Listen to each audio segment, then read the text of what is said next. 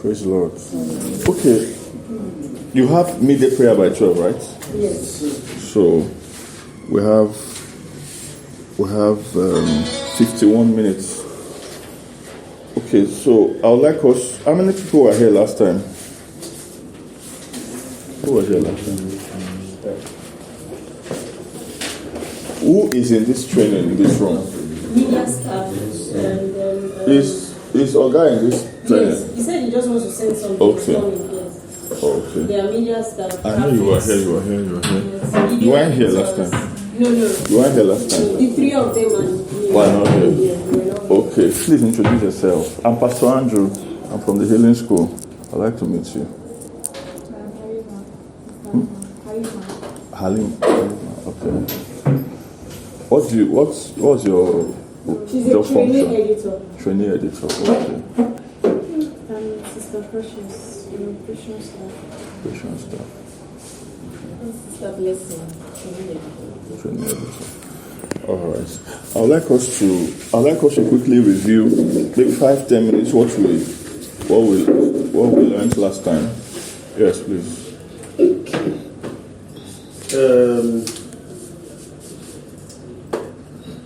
You spoke to us on culture of quality, and then there are two types of quality expectation: organizational expectation and personal expectation. And then you talked about the cost of quality and cost of poor quality. Okay. And then I think that's basically what we did. It's a culture of quality includes both explicit effort by people in an organization and the underlying belief in what the organization rests. And quality depends on your level of training, exposure, experience, and responsibility. Another factor. Those are itemized, right? Yes. What's the first one? This is the 4 things or 5 things. Depends on. You said is it itemized? Yeah, I just want to itemize it. Exactly what you said. Just say it again. Let's list them. Depends on your level of 1, training. Yes. Number 2, exposure. Number 3, experience. And responsibility. Okay. And you said another factor is time and season. Okay, continue. I think that's 5.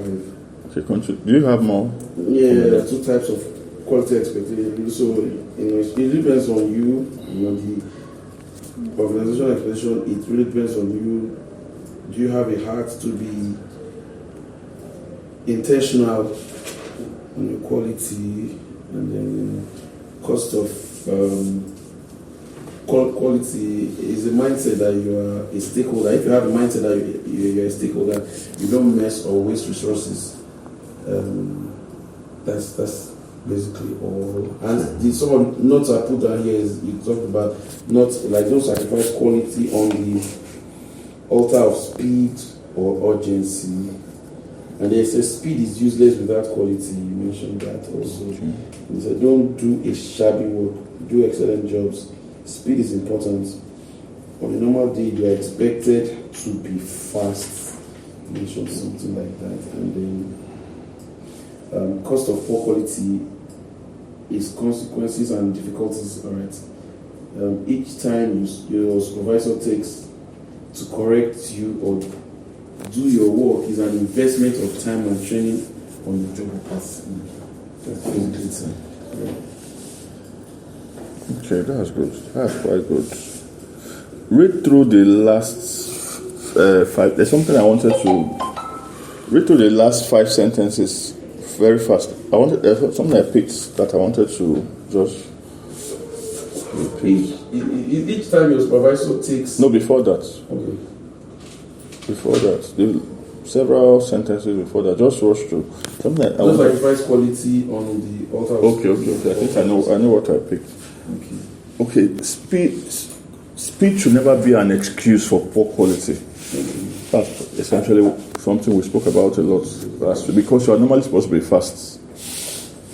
it's part of your expected competence. You're supposed to deliver quickly. If you understand. When you are in primary 1, if they told you to write 1 to 10, it could take you an hour.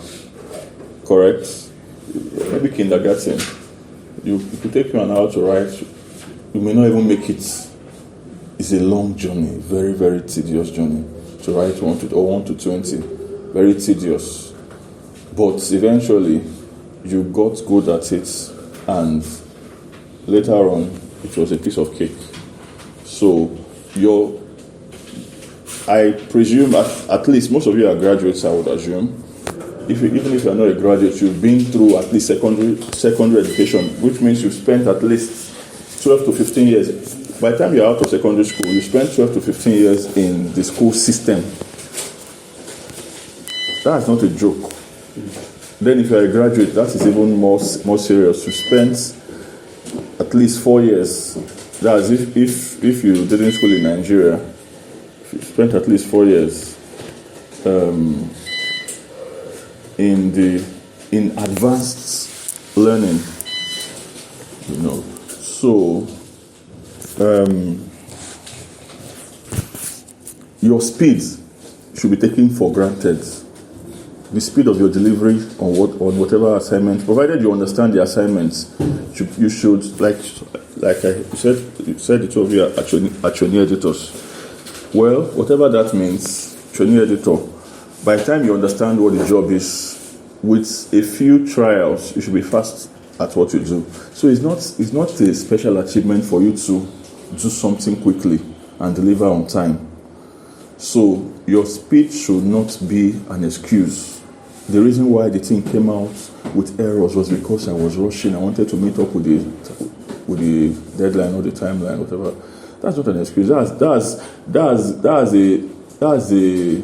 a lazy way out, because you were supposed to deliver on time. So never allow speed to be your excuse for poor quality.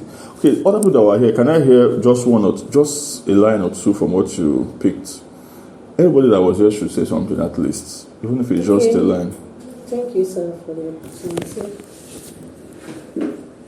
Having said that, by Brian, you talked about take responsibility for the quality of your work.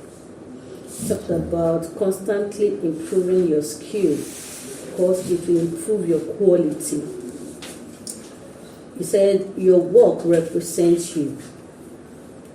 And you talked about the journey of quality is bad. Yeah, you talked about the journey of quality is bad, good, and better. And you said better should be continual improvement. You said add value to everything that comes to you and quality to it. That is why you are called a creator. Okay. Anybody else interested? We have a short time. Who else wants to say something that they learned?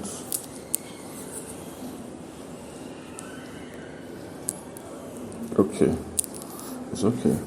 If I had enough time, I would have ensured everybody, especially AY, you are blessed. I would have ensured you said something, but we need to utilize the time we have. Now, there's a lot in those short summaries that they gave. A lot that we said. If you imbibe those thoughts and make them your mindsets, you go a long way. One thing you must always remember. First of all, when I was coming here, when I told my staff that I'm going to train ISM, she said, "Oh, they are paying you." Because it's as if you guys sometimes because like AY now, he sees me every day. He's my guy. So I hope he understands the value that is coming across. I think he does. So, by the way, send it as my partnership for ISM. Whatever the millions that you are supposed to pay me. So don't think it's supposed to be free. So and put my name to it, my partnership in millions to ISM, to the ISM. You are blessed. Okay, so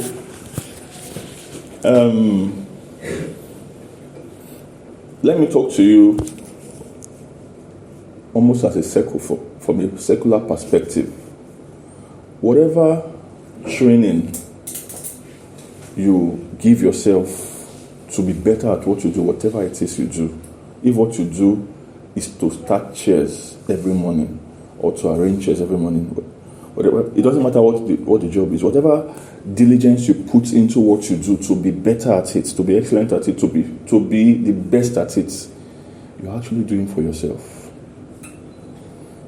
This simple fact I just shared with you is very important. You are doing it for yourself.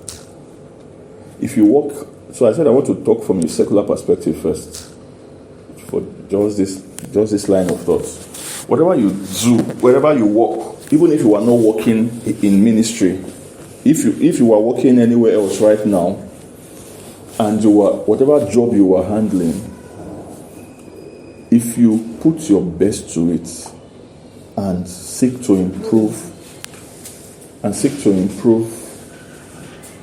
at what you do, and be the best, and be better and better and better and better, and be dependable and reliable to deliver your results, your expected results, your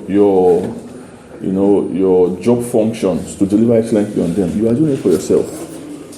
Because where you are now is the sum total of everything. Part of what we shared last time is the sum total of everything you've ever known, everywhere you've ever been, every exposure you've ever had, every experience you've ever had. Where you are now, what you know, what you can do now, is a sum total of everything you've ever attempted to do. Maybe some of you worked somewhere before you came here. If you were very good at whatever you are, if you are diligent where you are, definitely will already be feeling the impact of your diligence from wherever you're coming from. That's if there are people here who worked somewhere before, maybe in a secular organization before they came here. So at the end of the day, it's for your own good. If you are excellent at what you do and good at what you do, it will show in your room, in your house. Is that personal? It will show in your personal finances, in how you manage your finances. It will show in your relationships. It will show in how you deal with your friends, in your personal aspirations, the things that are personal to you. So don't think doing your job excellently, you are not doing your supervisor a favor, even though first of all, it's not a favor to anybody because it's your job anyway. A favor is, what's the definition of favor? What's the definition of favor? Unmerited, right? Something unmerited, something undeserved. In the raw definition, undeserved.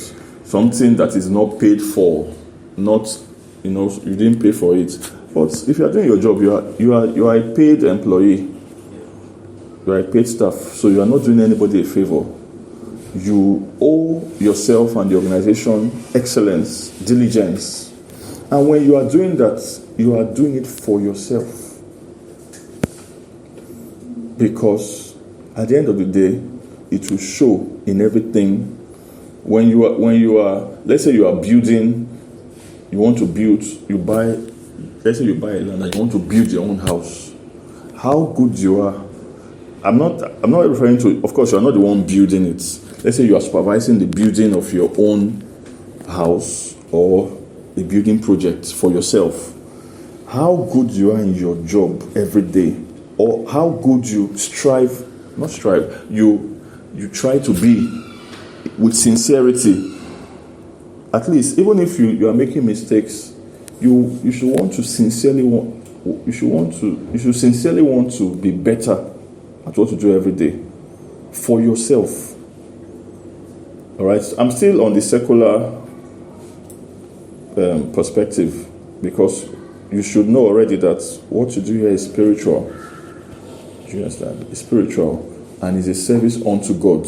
When we get into that, it should just seal everything. I'm even saying, even if this was a secular organization, which it isn't, and it cannot be equated with a secular organization, this place cannot be compared to a bank where you work or some multinational somewhere. You are here in service. You are rendering service. So you know that what you do is important to God. It's important between you and God. It's something sacred. All right. So before we even get to that, I'm saying you are doing it for yourself because it will affect. So if you were to build if you were to have a building project for yourself, your excellence in what you do at your job will show in that project. It will show. You know, life is based on principles. There are laws. You know, some people think when it's my own. That's why people who run their own businesses, who start their own businesses, if they were not handling somebody when they were, maybe the person was working somewhere and resigned and started their own businesses, if they were not diligent in their paid job, they mostly fail in their business. In fact, they do worse. Why? I can tell you why. Number one, when you are a paid employee, you have somebody that is breathing over your neck. Even when you feel tired, you know I have to answer to this person. You understand? I have to answer to this person. So the motivation required is not even too much to do your job because you know you are answerable to someone that supervises you. If you don't do it right, the person will not be happy with you. You can be queried. You know, you don't like the way they'll talk to you, so you pick up yourself to do what you have to do. But when you are handling your own businesses, your own boss, your own business, you are now your own boss. That motivation is cut off. Is it making sense? Yes. So you think you are going to do it now, it's my own, I'm going to do it well. You are not going to do it well. You are not going to do it well. Because you relied on external motivation to do what you were doing as a paid employee. Now, you are responsible for your own motivation. There are business owners that wake up very late every day today. The business belongs to them. They are shabby. They are indiligent. So, if it was true that you would do it right, then every business person would be diligent. Is every business person diligent? Some people, you will order a product from them, they will not deliver it to you as at when agreed. Not because there was a glitch or a hitch somewhere, because they were not serious. Meanwhile, they were going to make money from that order. Do you understand? They are going to make money from the order. The money, it was not enough motivation because they are lazy. They are not excellent in their person. So you find that the person will, and then before you know, the business will pack up. You say, oh, what next can I do? They go into another type of business. They think the issue was the type of business they were doing. No, it was the indiligence, the lack of quality, a culture of quality, a culture of timeliness. You sell a product or you render a service. You begin to disappoint everybody. You can't meet up with expectations. Why? Because you have not trained yourself. Do you understand? So the people that do well in whatever business they handle, go and check that do well. Two things: either they were excellent employees, they were the top employees when they were working in an organization, or after they failed in business, they now had to teach themselves. They had to fail first. You can't be a shabby employee and go and do well in business. It's a principle in life. You can't. In your personal, whatever you are doing personally, go and do a quick research in your mind, look at it. So, all that was to say that whatever you are doing for yourself. You are doing for yourself. When you deliver timely on expectations, you ensure the quality of your work at least is to the best of your current. What are those 5 things? Your current level of training. The best based on your current level of training that you have. Number 2, the exposure. Everything you've ever known since you were born. Everything you ever knew in primary school and secondary school. What's the third one? Experience. Or everything you've ever experienced, every book you've ever read. That knowledge, that value, you bring it into your work to make it the best at your current level. What's the next thing? Responsibility. What did I explain that to be? What did I explain responsibility to be? The approach you put into the work to make sure it is done at the right time. And that was before you talked about time and season. Okay, what is time and season? What did I explain it to be? Well, like for example, I think you made reference to, let's say somebody were to have a ceremony, and then you had to deliver. That whenever you miss that ceremony, the time and season for that is gone. So you've got to be diligent to make sure it comes at that time and make sure it's perfect. Okay. Well, so you give it your best. Give it your best. And then let's move over to the reality on ground. This is not a secular organization. This is your service to God. And you do it full time. So you don't have an excuse. You have all the time you need to train, to be better at what you do every day, to give it attention. You have to give your work attention. You have to first have the desire to be the best at what you do. This is the focus of this training is quality. I'm the head of quality management department media in the Healing School. So I'm a quality management professional in that regard.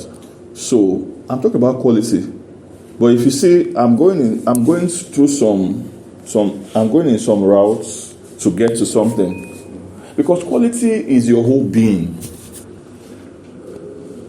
You can't say you have excellent results in your work, but you don't have the right attitude in your mind towards your work.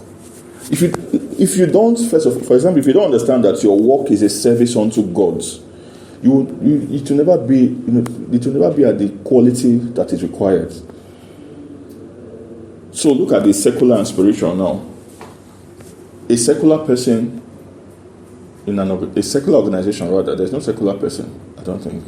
In a secular organization, there's a staff there who is diligent. Do you understand? Is diligent, strives to do better and better at their work. The level of output or result, the quality of result that person will produce will not even be the same as that same person. If you place that same person in an organization like this, where in addition to all the diligence that he exhibited there, he now knows that this one is a service to God. Do you think it should be the same? No, that's another. They are not even on the same level. When you realize that what I'm doing, God, it means a lot to him. Lives that the Lord Jesus died for. Your work impacts lives. Now, yours is even another level. Your work impacts ministers that impact lives directly. You should want to give it your best. You should want to know all you need to know, because if you do not seek to know all you need to know, you cannot give all you need to give. That's why knowledge is one of those points. You should seek to know all you need to know, so you can give all you need to give. It's like somebody who strongly desires to drive a car. You want to know how to drive, but you didn't go to learn. You just want to enter the car and drive it. Even though you have the desire to drive it, it doesn't work that way. The proof of your desire is your investment in knowledge and training. Personally, that's the proof of your desire.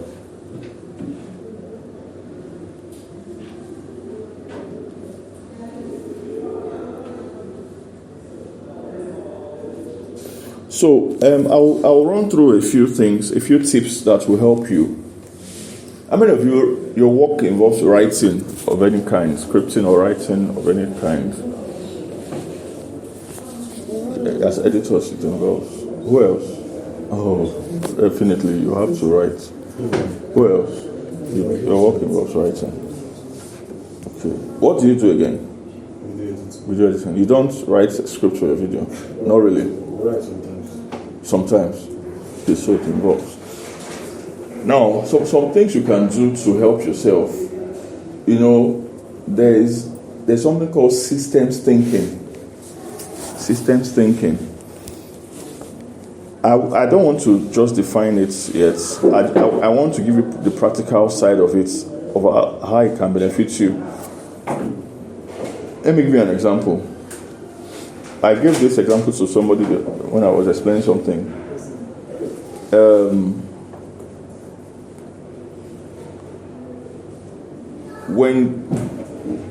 When you drive a car, most cars, you know, you are supposed to put on your seatbelt while driving, right? So, if you start the car and start moving, you begin to hear an alarm, right? If your seatbelt is not on. Why? Because they consider that, what if the person forgets? This thing is important. If something is important, you put a system around it. That's the principle. If something is important, you have to put a system and a structure around it to make failure very difficult. You want to minimize the chances of failure. So you put systems around it. Let me see. I have a lot I've written down that I would like to share with you, but okay.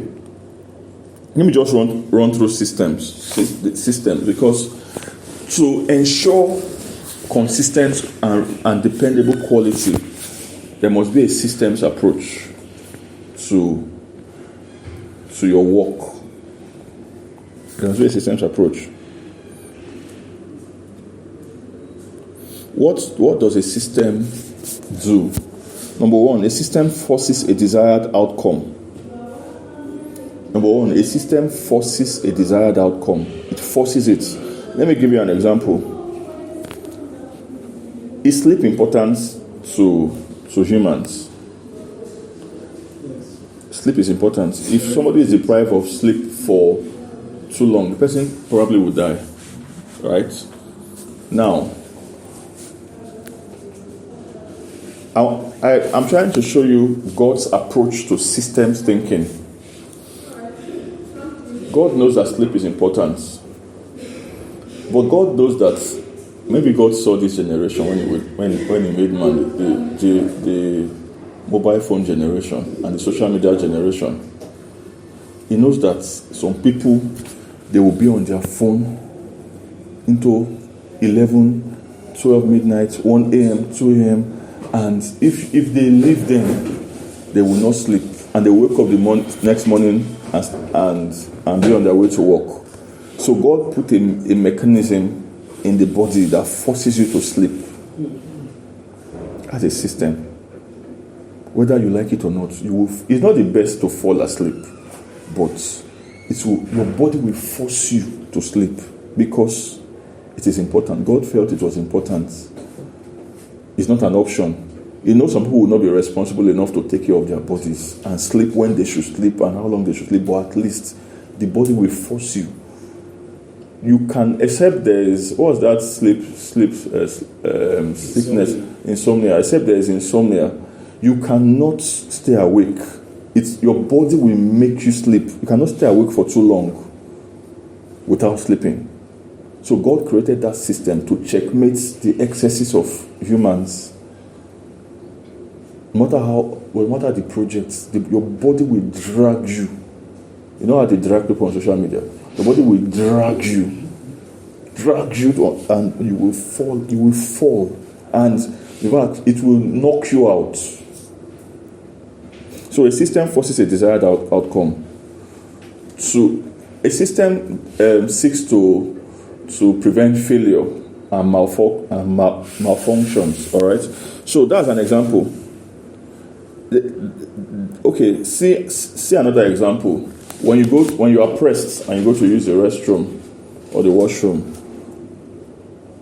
imagine if God, you already know, you have attended so many health seminars and health talks. It's very important to, like they tell us, to drink water.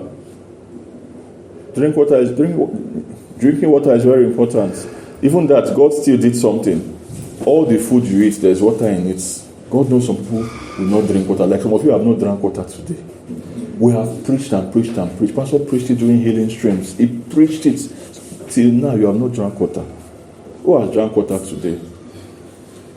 You see them. They are here. They have not drank water today. Okay, you are not drinking water. You are blessed. Pastor has preached it. Your doctor has preached it. You have watched it. You have read it everywhere. They've sang it everywhere since you were. Water is important. 70% of your body is water. You have heard it and heard it and heard it. Still, you don't drink water. And when you manage to drink water, you don't drink more than maybe one. You drink maximum of half a liter or 1 liter, and you are done for the day. Can you see? Now, look at the aspect of God. God still left you to your own devices in some things, but even at that, in the water situation, God knows you must eat. So your food, all the food you eat, has quite a percentage of water. If you didn't know, so at least God will save your life and save your life until you wreck yourself. At least He knows you will eat. Your body will force you to eat, even if you don't drink water. So your body will still be managing the water it can squeeze out from your food. Because when you eat any food, there's a percentage of it that is water. So your body will squeeze out, will struggle and squeeze out that percentage until. So, but when you are pressed, imagine if your body did not give you a signal when you are pressed. The two types of being pressed. You know there are two types. If you had to schedule it, if you had to remember, some people would have their bodies damaged because they could go for 1 week. Because one of the reasons is laziness, actually. Not even because they did not remember. Some will even remember, like now, you remember to drink water, you will not still drink it. Do you understand? So, what did God do? He put a mechanism in your body. If it's liquid you are pressed for, it will force you. You can drag it to, you are fighting with your body, you are pressed 3 hours, 4 hours, but your body will prevail. You must go and wee, because your body needs to push out those things. Those things are not good for your body. Your body needs them out. But if God left you to yourself, some people will go for 1 month, they won't wee. So God put a system in the body to make it, to force the body. God is so loving. If you look at what God did, this your body is a masterpiece. For the other one, if you left people, they will keep eating and drinking water and drinking. They will not go to use the toilet. The hard one and the soft one. No, there is hardware and software in this matter. So for the hardware and the software of it, they won't go to the toilet. They can go for 1 week, 2 weeks. They will be eating. They know that mind you, it's not like they don't know it's dangerous. They will still not go. They will not remember, they will not schedule it, they will not be disciplined to do it.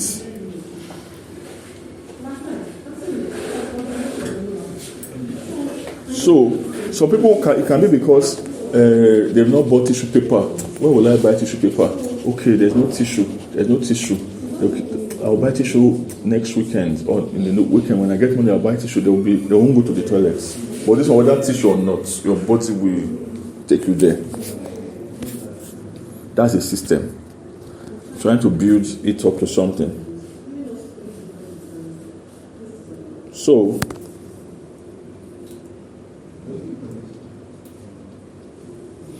if you drive, you also know that the car, when they build, cars are built with systems too.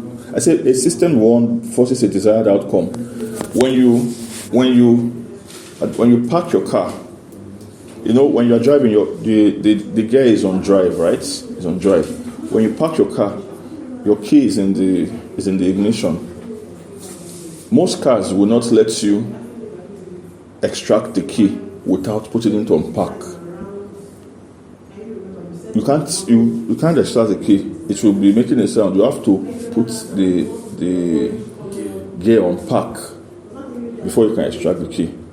Why? Because imagine if you extract the key and it's on park, and you leave your when you want to now start the car, is on drive, you just hit a wall when your car starts. So they could have said this is how to start a car. Step 1, make sure it's on drive. Do you understand? Maybe I believe in the older models of cars, they gave all those steps when they know that human beings are. So they said, ensure, please, it's very important. Make sure it's on drive before you start the car. Make sure it's on drive. They now, with all the preaching, they will do all the campaign to ensure. But what did they now do? They said, no, we can't leave this to these people. Your car must be, before you put off your car and extract the key, you must put it on park. Why? Because when you come in to start it has to be there. You can see, they made it impossible for you to have that kind of accident. Because they couldn't leave it to the devices of people to remember. That's a system. A system forces you to do it that way.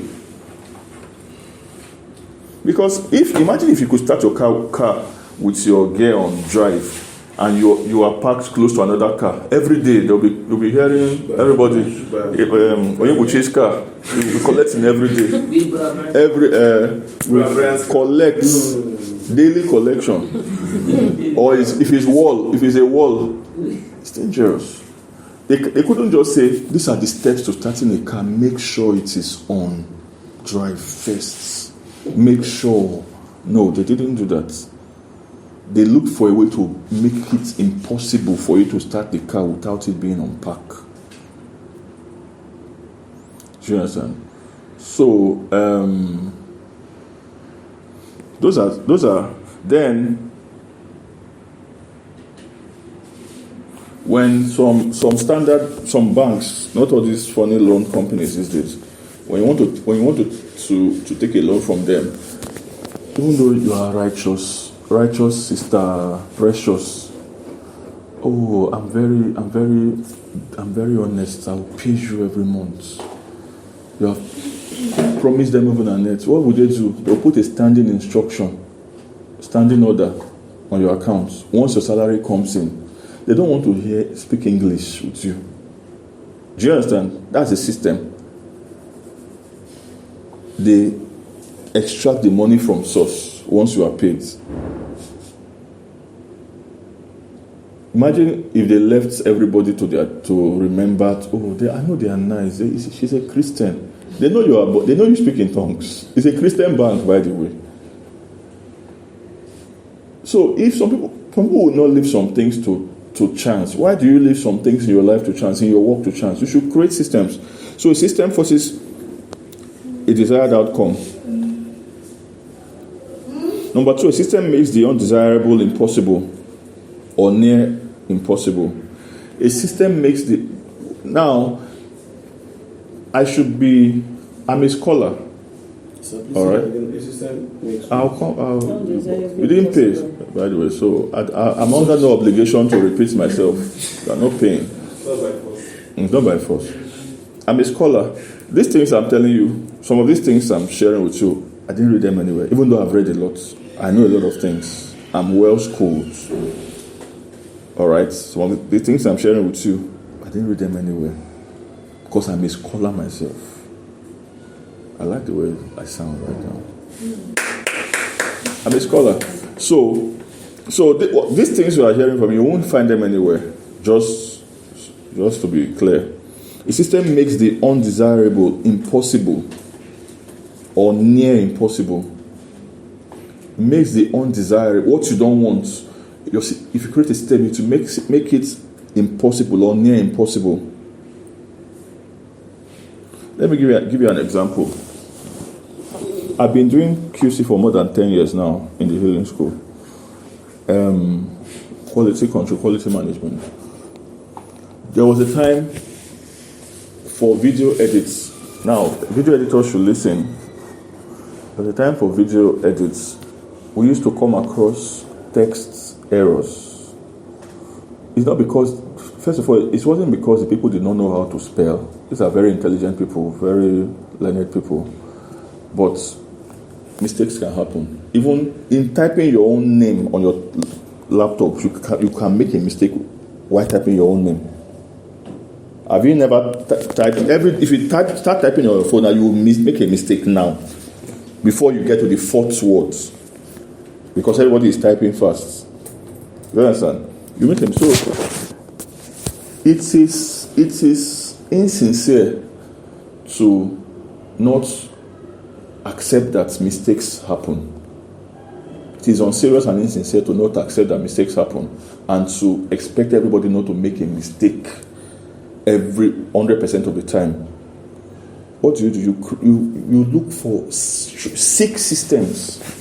You have to be creative and intelligent in your approach to your work.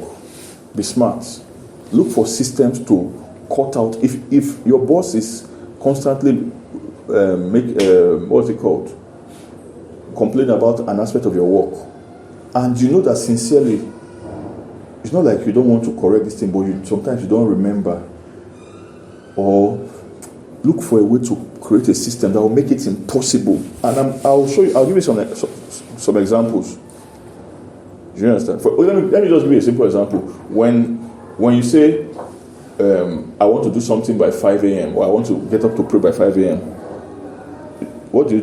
Set an alarm. The alarm will make it difficult, not impossible, because alarm is learning where some people sleep. Do you understand? Alarm is a learner. But at least that is something you can use to make it difficult for you to fail in that area. You don't just want to wake up and it's 9 o'clock and you're supposed to be at work for 8 because you were tired. So you set an alarm. Sometimes when I really want to wake up, I'll set an alarm. If the alarm is for 5 a.m., I'll set it at 4:58, 5 a.m., 5:02, 5:04. So if the first one, I'm going to get out. So you sleep again. You understand? If that first one doesn't wake me up, the second one, because that one, I know that one I must wake up. When I know I must wake up at that time, I don't just set alarm. Let's assume I don't just set one for 5 a.m. I will set 2 minutes before 5, 2 minutes after, 4 minutes after. At least one will wake me up. If I don't wake up, I know I'm the one that did it to myself. Not that the thing did not wake me up. So you create systems. So a system makes the undesirable impossible or near impossible. Let me give you an example. This editor example I'm giving you. So then, I now ask myself, then I will be spotting spelling errors and other errors. There are different kinds of errors. Spelling errors in edits. I know that this person is not like person cannot spell these words. So what if in my attempt to QC this video, I have 7 minutes. Not that messy. In my attempts to QC this video, I also skip it because I have to also be smart and sincere. It would be insincere for me to think that it is impossible for me to not catch the error. Do you understand? Am I a machine?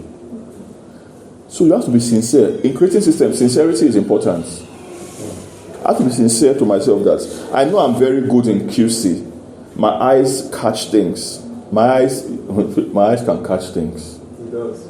Oh, my eyes can catch things. But it would be insincere of me to think I'm the great Superman, that I can never miss it. Because what if at that moment, because your mind can read what you want to see when you are, that's why it's not advisable to QC your own work, to vet your own work. Let another eye, because what you intended is what your eye will see. You intended to spell B-A-T, or you spelled B-E-T. But when you are reading through to cross-check your work, your mind will see what you intended. So another eye needs to look at it. So what we thought of, okay, we now said henceforth, and that's what we still do. When you are transcribing for an edit, you must type it inside Microsoft Word. Don't type it inside the project, Premiere Pro. Do you understand? So what they used to do, they'll be transcribing and typing in the projects. Premiere Pro does not have spell check. Hope you know. You know what spell check is in Microsoft? When you spell something wrongly, to underline it red. That's a system that they put in. That one is a system to minimize spelling errors. So you don't have to struggle too much in spelling when you are typing. If you spell it wrong, they will underline it for you. That's a system to make it almost impossible for you to spell something wrongly. That's what Microsoft did for you. So say you must type it inside Microsoft. When you are done, and when you are submitting your edit, you submit the edit without text and you submit the transcribed documents in an MS Word file. Can you see what that does? Do you see what that does? It almost eliminates the possibility of spelling something wrongly. No matter how diligent you say you are, if you type directly, you can still make a mistake that will still pain you. Oh no, this thing pain me. Oh no. Do you understand? Yes. But you subject yourself to a system that will make it almost impossible. So you type it inside Microsoft. That's why I advise editors, type your text. Don't type your text directly in your project.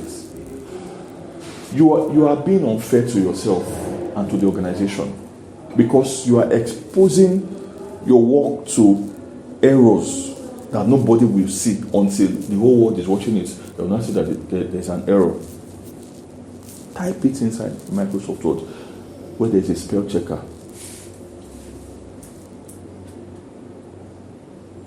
Do you get this point? So that's a system. So with that, we eliminated that possibility. Maybe 98% of spelling. The only area where there could be a spelling error is maybe in a local name. Like Microsoft does not know Benga. Do you understand? But they will still underline it for you. Yes. So you just check again. But they don't know Benga. So you have minimized, almost eliminated that possibility through a system. So in your work, I hope as I'm talking, you are thinking about your work. What you can do in different areas where there have been issues, what you can do to prevent failures through systems. So I've given you the example of the Microsoft, right? Microsoft Word for edits. So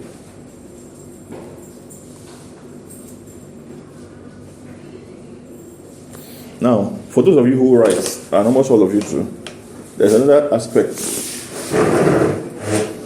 First of all, write with Microsoft Word, or write with a software that has a spell checker.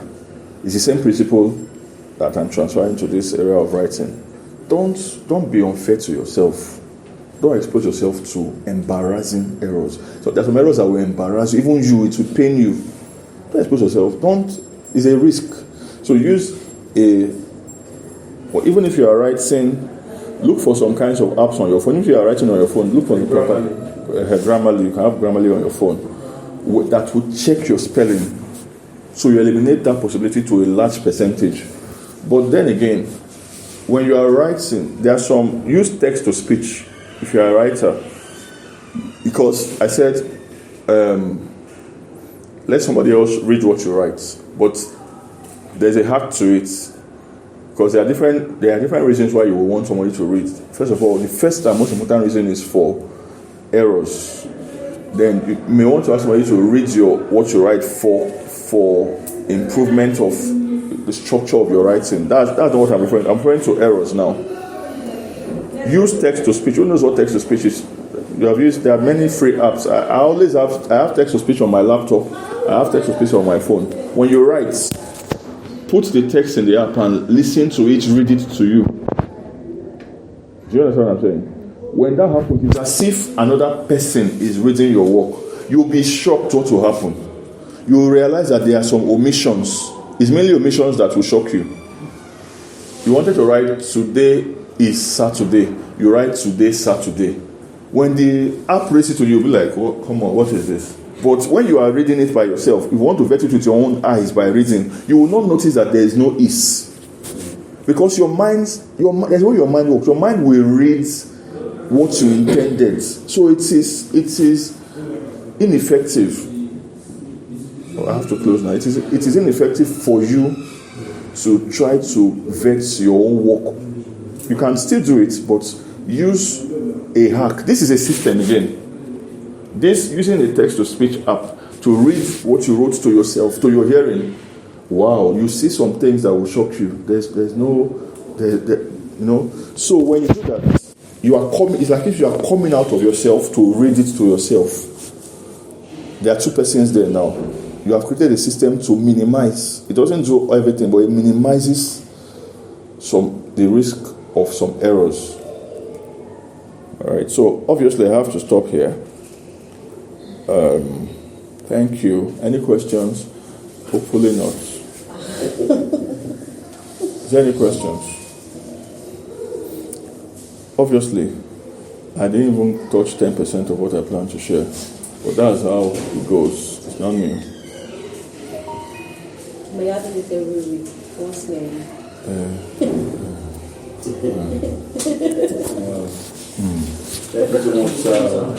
So no questions, right? So put to work what you have learned, practicalize it in your work. Think of a systems approach, especially in areas that have had repeated failures or repeated errors or repeated issues. The solution to repeated failures is a systems approach. Sometimes it's not seriousness. You can be serious from now till tomorrow. When you are typing, you will still make that mistake that you do not intend to make. It's not just diligence. It's smartness. A systems approach is a smart approach. Do you understand? So,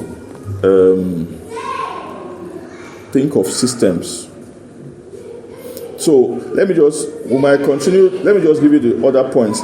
A system makes it difficult for an outcome not to be achieved. Can I say it's in descending order? Number 2, makes it impossible or near impossible. Number 3, makes it difficult for an outcome not to be achieved. Number 1, it forces an outcome. Like the seatbelt example. If you don't wear your seatbelt, the alarm will go off, but it will never force you to wear your seatbelt.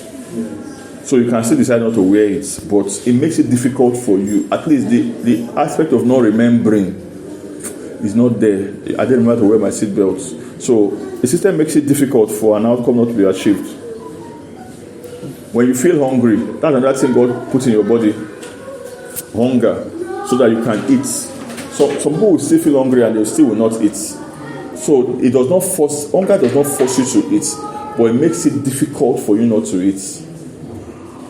Sleep, for the sleep example, your body will force you to sleep whether I like it or not, but you can be hungry and not eat. For example, you can fast. You can be hungry and not eat. You can even be lazy. Some people that don't eat because of laziness. Somebody is smiling. I hope it doesn't apply to her.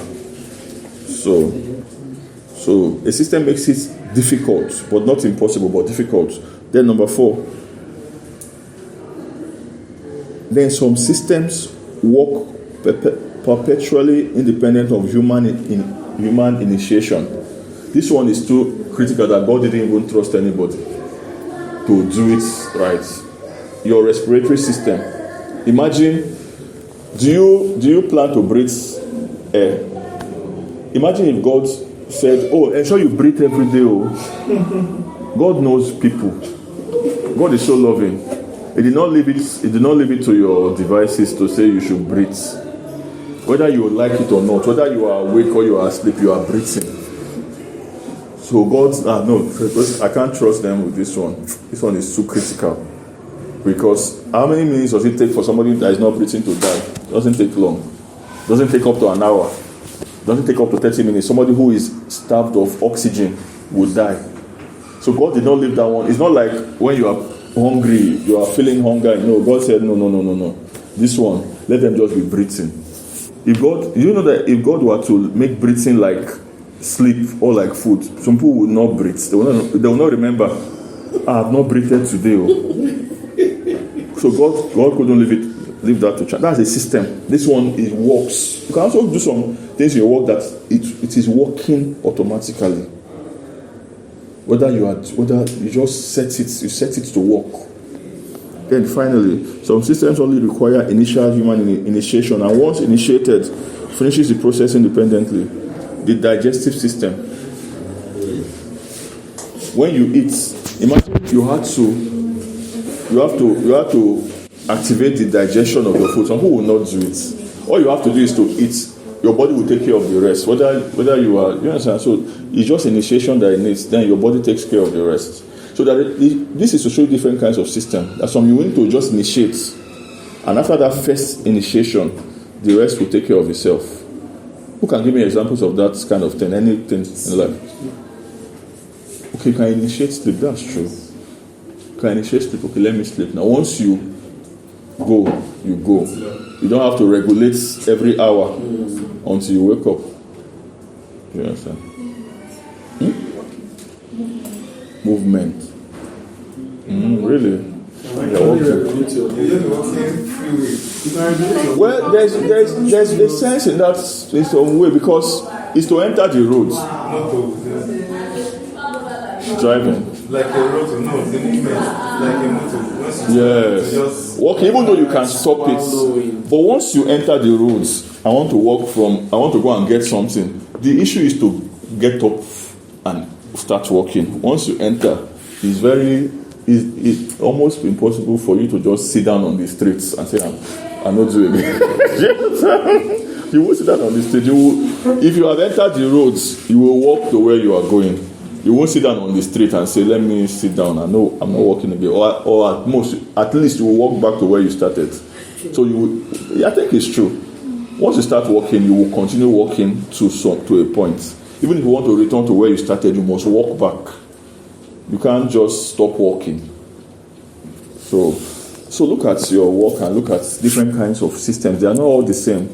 They have different characteristics to automate your work, to make errors impossible, difficult, unlikely, and to make them seamless. Thank you very much. Let's go for prayers. So we may have another one. Yes, sir. We have to.